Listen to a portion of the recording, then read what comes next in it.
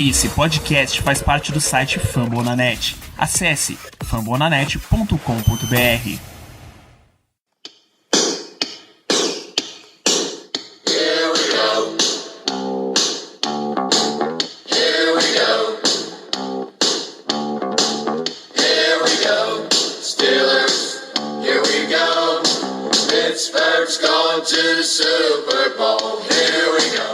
Muito bem, pessoal, estamos aqui para mais um episódio de No Terrão, esse programa que não precisa de apresentações super formais. Eu sou Danilo Batista, estou aqui com o Ricardo Rezende e a gente vai fazer um plantão das últimas dos Steelers, que é cada uma mais inacreditável que a outra, né? Boa noite, Ricardo. Boa noite, Danilo. Bom dia, boa tarde, boa noite para você, cara amigo ouvinte. Muito bom estar de volta aqui para podermos compartilhar algumas das notícias que aconteceram com os Steelers. Sempre tem alguma coisa, né? A bye week do Steelers sempre promove alguma surpresa, geralmente negativa. Paz é um negócio que a gente não tem o direito de ter. Vou entrar nesse princípio, inclusive, de paz, e vamos falar sobre o cara que teve menos paz em Pittsburgh nessa última semana, o senhor Mike Tomlin, Ricardo. Me explica que história é essa de Mike Tomlin, candidato a treinador de USC, bicho? Pobre Mike Tomlin, né? Só metem o coitado do Mike Tomlin em roubada. Alguns anos, 2019... já rolou aquele boato de que o Mike Tomlin iria ser trocado para o Washington Football Team e que o Dan Snyder tinha ido pessoalmente a Pittsburgh trazer Mike Tomlin. Viram até um suposto avião do Washington Football Team no aeroporto local de Pittsburgh. Então, vez ou outra, metem Mike Tomlin em uma roubada. Na época do Washington Football Team, é claro que ele não falou nada, porque isso não existe, não aconteceu absolutamente nada, ainda mais porque foi logo depois do Jay Gruden lá ter sido demitido.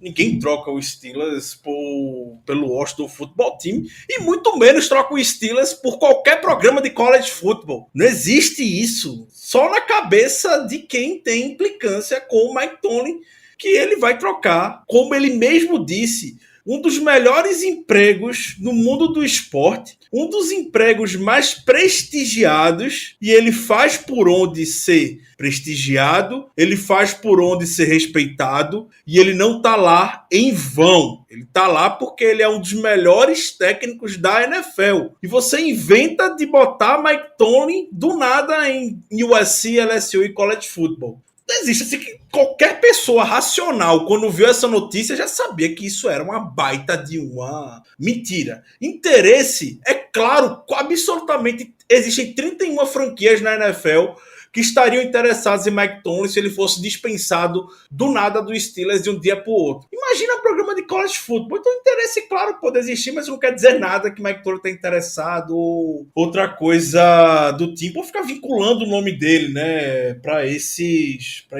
programas. O show de palhaçadas ao redor dessa notícia, porque o termo correto, vamos dar nomes aos bois, é palhaçada, tá? Ele mesmo falou, né? Ele mesmo disse que era uma piada quando ele falou. É uma piada, isso. Isso, vamos acabar. A coletiva foi fantástica, a resposta foi sensacional. Vamos acabar com essa piada aqui. Não existe isso, não existe motivo algum para eu trocar um dos melhores cargos no esporte profissional, e ele não fala nem no futebol americano, no esporte profissional, para ir treinar qualquer que seja futebol americano universitário. Qualquer que seja o cheque que assinem, não adianta vir com um cheque poupudo, porque isso não importa, tá? Esquece essa história. O Carson Palmer inventou essa na segunda-feira, de que USC tá sem técnico, né? Há algumas semanas, e começaram a circular nomes aí de quem poderiam ser técnicos. Aí puxa o técnico de Iowa State, por exemplo, que tá sempre vinculado, assim, o McCampbell, eu acho. Enfim, uma série de técnicos universitários, uns caras sem cargo, e aí metem Mike Tomlin na história, sabe? Por que Carson Palmer colocou o Mike Tomlin na história? Eu não sei. Palmer não tem nem cargo em USC. Talvez eles usem Palmer como um cara para ir conversando e amaciando os prospectos de técnico e enfim, de comissão técnica e tal, mas não faz o menor sentido, cara. E aí, não apenas os jornalistas viram essa história, como eles levaram pra coletiva do Steelers, bicho, famigerada Tomlin Tuesday, pra ver se eles conseguiam extrair alguma coisa ali, cara. Não tem o menor sentido. Pra completar a palhaçada, ainda tá aqui no Pro Football Talk da NBC, nosso amigo Mike Florio, dizendo, Mike Tomlin deveria estar honrado, não ofendido pelas conversas de USC. Mike Florio, eu vou dizer que você vai se juntar ao, sei lá, ao Barstool, pra você ver se você ficaria honrado e não ofendido de sair da NBC. Bicho, pelo amor de Deus. Quem entendeu muito bem o recado, vale destacar demais, porque esse jornalista, ele é constantemente ridicularizado, muito pelo jeito dele e tudo mais. Foi o Stephen A. Smith, no First Take dessa semana, no programa da ESPN, onde ele disse que é um dos únicos que tem autoridade no meio da imprensa para entender a dor que o Mike Tomlin passou. E aí ele comentou sobre a carreira dele, que ele teve dificuldade da época em que ele era estagiário na escola dele até ser o primeiro jornalista negro na área de esportes de um jornal de Nova York, e que ele precisou ser promovido 7 vezes para chegar aonde ele está hoje. E que ainda assim ele constantemente... Ele disse, eu tenho o meu jeito, eu tenho minha maneira de agir, mas constantemente eu sou posto em xeque aqui. Então eu entendo a dor do Mike Tomlin. É isso. Basicamente, essa questão, como de fato procuram sempre diminuir o Tomlin por alguma razão. E uma das coisas, eu tava brincando, falando nas redes sociais, é bom sair da bolha do Steelers. E quando você sai da bolha do Steelers, você vê algumas questões. E uma das questões é você ver como o Mike Tomlin é respeitado, porque perante aqui a torcida, algumas pessoas incrivelmente não valorizam o técnico que tem. Por mais que ele tenha várias oportunidades, como qualquer outro técnico, você sai da bolha da NFL, você vai apontar falhas em 31 técnicos da NFL por besteiras e por decisões sem sentido que são tomados, porque é um esporte muito complexo. É uma atividade extremamente desgastante. Você basicamente está tomando conta de... Não sei nem que a analogia pode ser feita, Danilo, com um jogo de futebol americano com as milhões de variáveis que você tem que ficar de olho ao mesmo tempo. Você como técnico. É uma atividade difícil, é uma atividade que você vai tomar decisão idiota, vai errar muito, mas isso acontece com absolutamente qualquer pessoa da liga. É claro, a gente se prende muito, porque vivemos dentro da bolha chamada Pittsburgh Steelers. Mas uma das coisas que eu gosto muito de ver quando saio é isso. Existem 31 técnicos na NFL que pedem a demissão toda santa semana. Isso é bem forte. 2 aspectos nesse sentido de respeito por Tomlin que você citou. O primeiro é que ele, na resposta na coletiva, ele claramente diz por que ninguém faz essa mesma pergunta para o Sean Payton, por que ninguém faz essa pergunta para o Andy Reid, que são outros técnicos que são tratados no mesmo nível de respeito dentro da NFL. O próprio Stephen A. Smith, ele levanta uma boa resposta para isso, né? Que é questão racial, porque teriam pessoas incomodadas que Mike Tomlin, um head coach negro no Pittsburgh Steelers, joga esse cara de volta para a universidade, joga na Califórnia, e Califórnia tem muito sol, aceita pessoas negras, e é isso daí. E por isso as pessoas não estariam perguntando.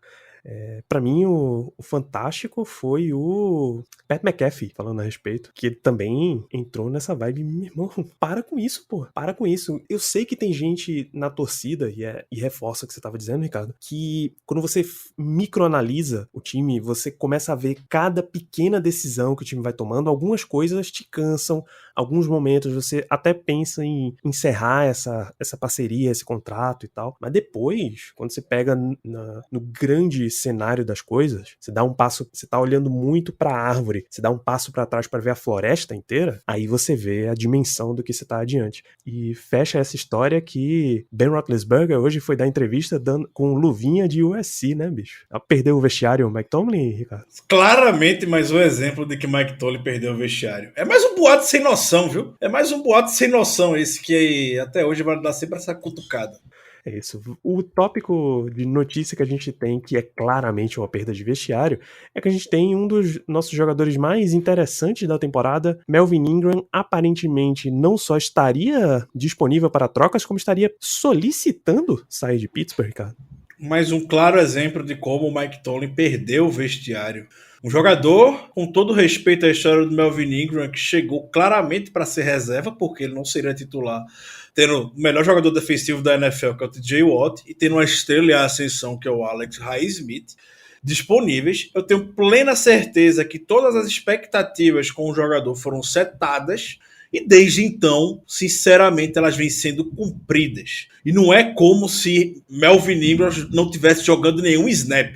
Eu vi gente falando que a mesma coisa aconteceu com James Harrison há alguns anos atrás, e aí ele parou no Patriots. Para mim, é totalmente diferente. Totalmente diferente.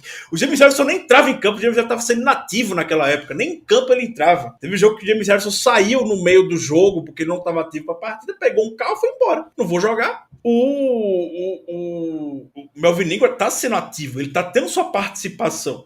Mas absolutamente todo mundo, acredito que o único que não sabia disso era o Melvin Ingram, esperava que ele fosse ser um pass rusher muito valioso, iria entrar em situações óbvias de passe. E ele vem entrando. Se for ver o número de snaps que ele tem na temporada, claro, com lesões que houveram de DJ Watt, lesões de Alex Highsmith, se equipara.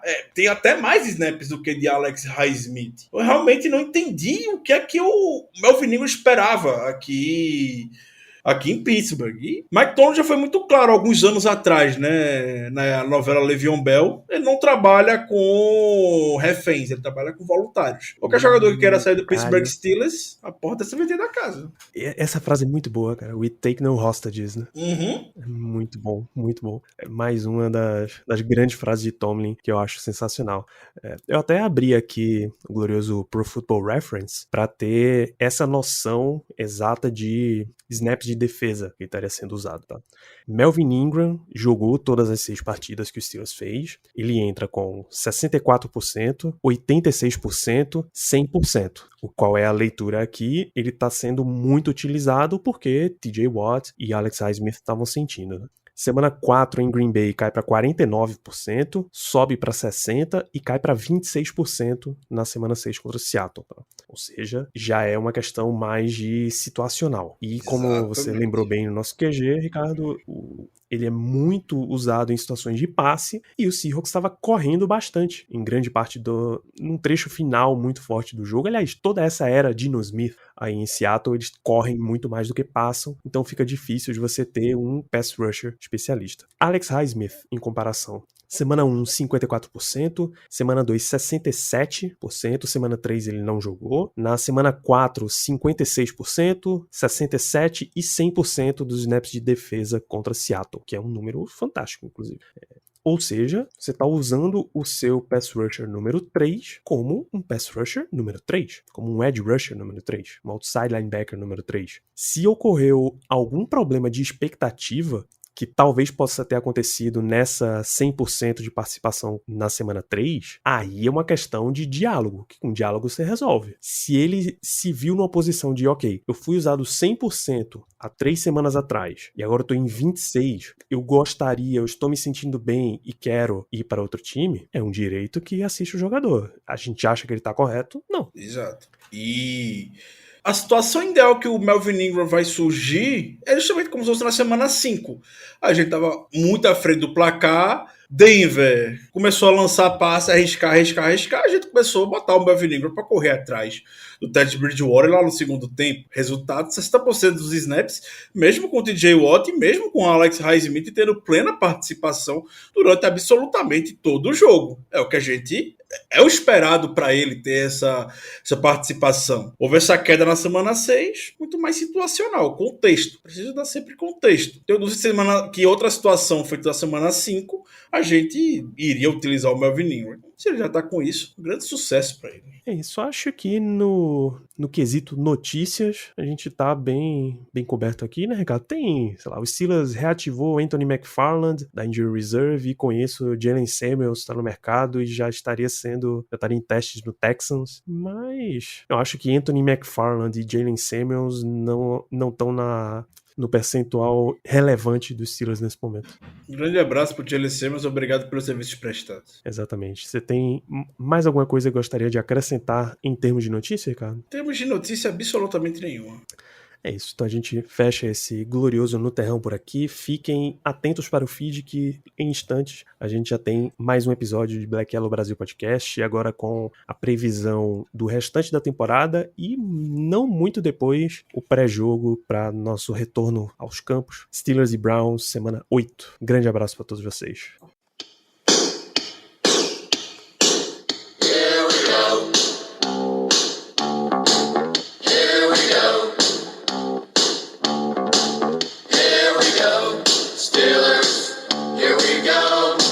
Pittsburgh's going to the Super Bowl. Here we go. If you're a facilities manager at a warehouse and your HVAC system goes down, it can turn up the heat, literally. But don't sweat it, Grainger has you covered. Grainger offers over 1 million industrial-grade products for all your operations, including warehouse HVAC maintenance. And even better, they offer access to experts and fast delivery, so you and your warehouse can both keep your cool. Call 1-800-GRAINGER, click Grainger.com, or just stop by. Grainger, for the ones who get it done.